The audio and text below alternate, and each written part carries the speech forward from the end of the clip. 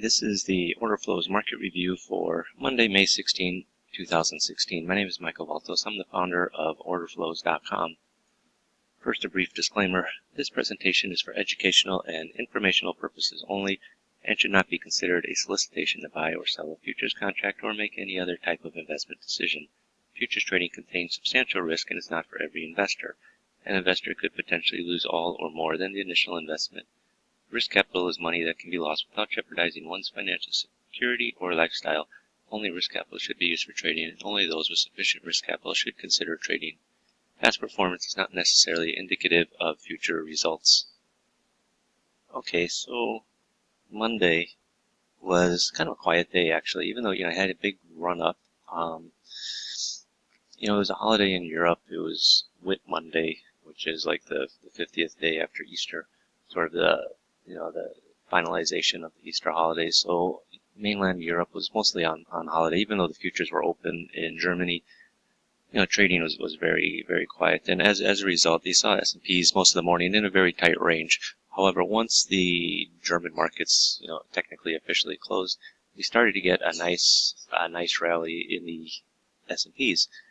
And, we're coming up into the highs. We're sort of breaking out into the new highs after 10 towards 11.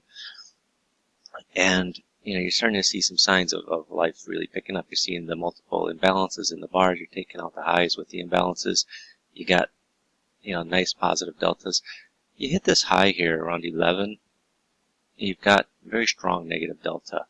We did come off a bit, but it wasn't a very strong sell-off. It was just a sell-off down from 61.5 down to 57.5. So it was only a 3-point move, but there was a lot of selling. There was some decent trading going on up here. But again, look at the volumes. They're very light, very light. 29,000, 22,000. Normally on these, on a normal trading day, you're going to get a little bit heavier volume. And like I said, for all this negative delta, all this selling, the market can only come off 3 points is telling you that it was met with some decent buying, and you're starting to see, ratio, you're starting to come back up again towards the high, and we hit these highs, we're going sideways, nothing special. Then, around 1 o'clock, the real, there was a nice, another push up here and a nice, strong, real move again, and now you got 3 ratios in a row. I often talk about this, having this, the 3 in a row, 3 ratios in a row. You got 1, 2, 3. You're looking to get long somewhere in the 4th bar. And it did. It gave you, it gave you a couple points. You can get out of that market.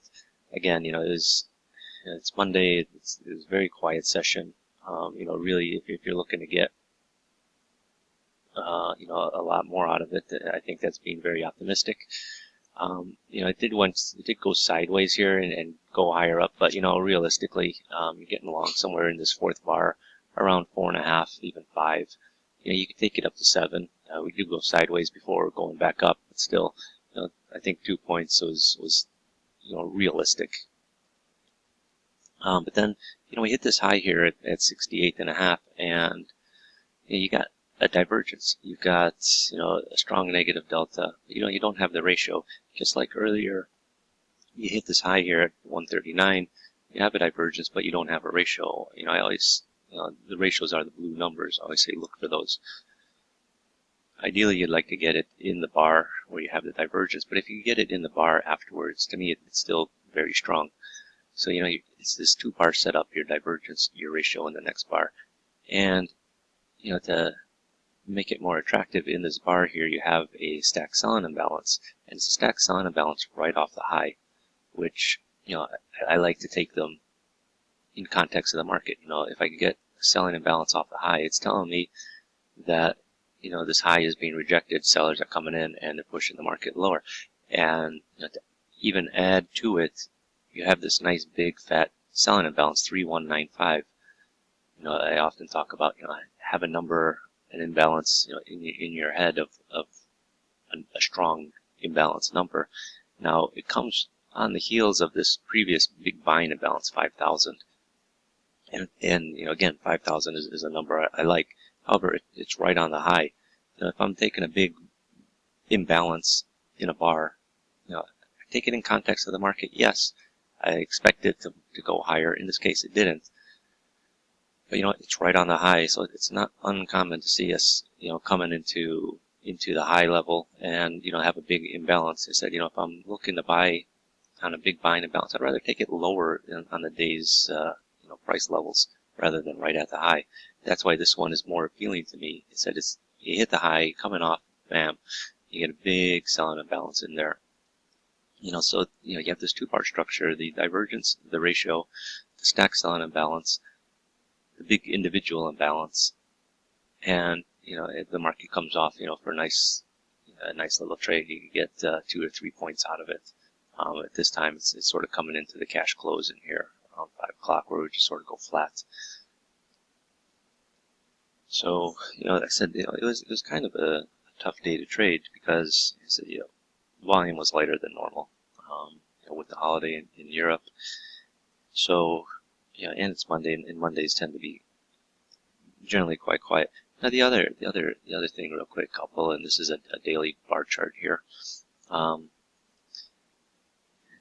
You have an engulfing pattern, and we're sort of coming down into a low. You get the bullish engulfing pattern.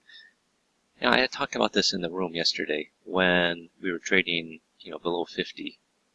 We were trading in the 47s. I said, once you start trading back into the range, even though we had hit the high earlier in the session here at 50 1/4, overnight, and we had worked our way back up. But what you were looking for, what I was looking for, and I said it in the room multiple times, is, this is the type of days that you want, where, you have Friday's session, this big down session. Today, Monday, you're starting to trade back up and into the previous day's body, and you're starting. So, what you're going to look for, you want to find these days when you have a potential for creating an engulfing pattern on your chart.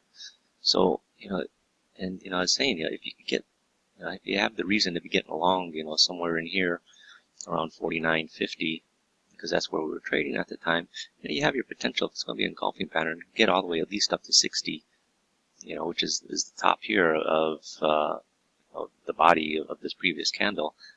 Ideally, you want to get above the high as well, which is 63. But you do have a potential for to get out, get 10 points out of this move. In the end, we traded all the way back up to 68 1/4, thereabouts. Before settling at 62. But realistically, that was a nice move. These are the candles that you want. I was sort of referencing back to this candle here back in April. When you could find potential days like this, these big up candles, just like you had today, that's what you want to look for. And if you get something in the order flow that's sort of keying you in that, hey, you may be getting a big engulfing day, then by all means, look to take the trade. Okay, so thank you. Thanks for watching this video. To learn more about trading with order flow and the software used in this video, be sure to visit my site, www.orderflows.com. And I have a lot of other instructional videos. Part of the problem with order flows is people think it's the greatest thing out there, and it's a tool, though. It's not a trading system by itself. It's a tool to help you find better trades in the market.